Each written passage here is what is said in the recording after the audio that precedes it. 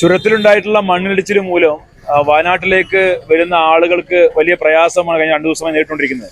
പ്രത്യേകിച്ച് അടിയന്തര സാഹചര്യം നേരിടുന്ന ആംബുലൻസ് അടക്കമുള്ള കടന്നുപോകാൻ സൗകര്യം ഒരുക്കിയിട്ടുണ്ടെങ്കിലും പിന്നെ പല സമയങ്ങളായിട്ട് വരുന്ന ഈ വെള്ള ഒലിപ്പ് കാരണം വലിയ ബുദ്ധിമുട്ട് നേരിടുന്നുണ്ട്. ഏറ്റവും പ്രധാനപ്പെട്ട വിഷയം എന്ന് പറയുന്നത് നമ്മളെ ചിപ്ലിത്തോട് ജംഗ്ഷനിൽ നിന്ന് പിന്നെ തളിമലയ്ക്ക് എത്തിച്ചേരുന്ന ബൈപ്പാസ് റോഡുണ്ട്. ആ നിർദ്ദിഷ്ട ബൈപ്പാസ് റോഡ് ഏകദേശം 14 കിലോമീറ്റർ മാത്രമാണുള്ളത്. ആ ബൈപ്പാസ് റോഡ് അടിയന്തരമായി ഗതാഗതത്തിനായി തുറന്നു കൊടുക്കണം എന്നുള്ളതാണ് ഏറ്റവും പ്രധാനപ്പെട്ട ആവശ്യപ്പെടാനുള്ളത്.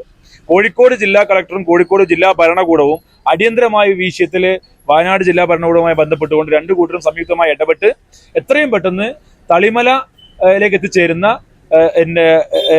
ചിപ്ലിത്തോട് റോഡ്, ആ ബൈപ്പാസ് റോഡ് അടിയന്തരമായി തുറന്നെടുക്കാൻ വേണ്ട നടപടി സ്വീകരിക്കണം. 14 കിലോമീറ്റർ കൊണ്ട് ചിപ്ലിത്തോട് നിന്ന് തളിപ്പുഴയിലേക്ക് എത്താൻ സാധിക്കുന്ന ഏറ്റവും എളുപ്പത്തിലുള്ള മാർഗ്ഗമാണ്.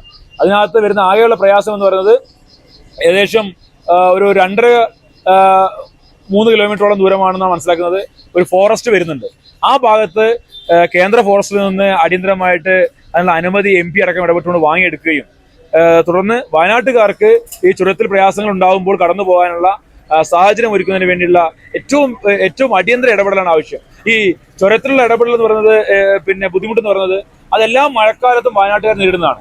ഒന്നുകിൽ ചെറിയ രീതിയിൽ മണ്ണിടിഞ്ഞിട്ടോ അല്ലെങ്കിൽ ഇപ്പോൾ ഉണ്ടായതുപോലെയുള്ള ഏതെങ്കിലും ഭാഗത്ത് പാറ ഇടിഞ്ഞിട്ടോ ഒക്കെയുള്ള രീതിയിൽ ഉണ്ടാകുന്ന ബുദ്ധിമുട്ടുണ്ടാവാറുള്ളതാണ്. അപ്പൊ അതുകൊണ്ട് തന്നെ ഈ ബൈപ്പാസ് റോഡ് എപ്പോഴും നമുക്ക് ആവശ്യമുള്ളതാണ്.